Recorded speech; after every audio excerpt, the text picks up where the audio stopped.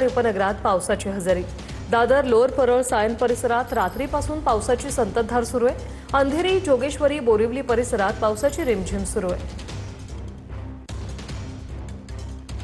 मुंबई शहर आणि उपनगरात पावसाची हजेरी पाहायला मिळते। अंधेरी, जोगेश्वरी, बोरिवली परिसरात देखील पावसाची रिपरिप सुरूच आहे। रात्रभर पाऊस पडलेला आहे। ब्रिजमान जयस्वाल आमचे प्रतिनिधी आपल्यासोबत थेट जोडले गेलेले आहेत। ब्रिजमान, काय सांगाल, पावसाची काय स्थिती आहे?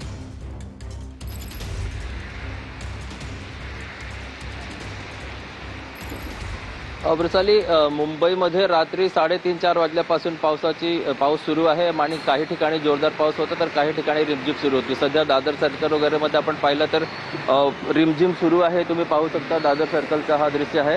त्याचबरोबर उपनगरमध्ये परेल, सांताक्रूज, अंधेरी वगैरे जे आहेत त्या ठिकाणी सुद्धा पाऊस सुरू आहे।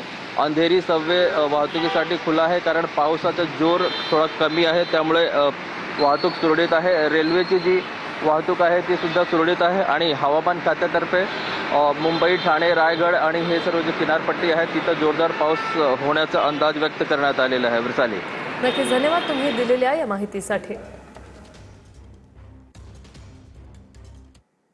पुण्यातील घाट परिसरात आज पावसाचा रेड अलर्ट। पुढील 48 तासात पुण्यात काही ठिकाणी मुसळधार पावसाची शक्यता।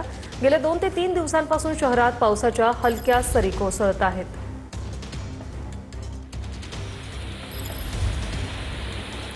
राज्यातील काही भागात पावसाने हजेरी लावली असली तरी अनेक जिल्ह्यांमध्ये अजूनही मुसळधार पावसाची प्रतीक्षा कायम आहे।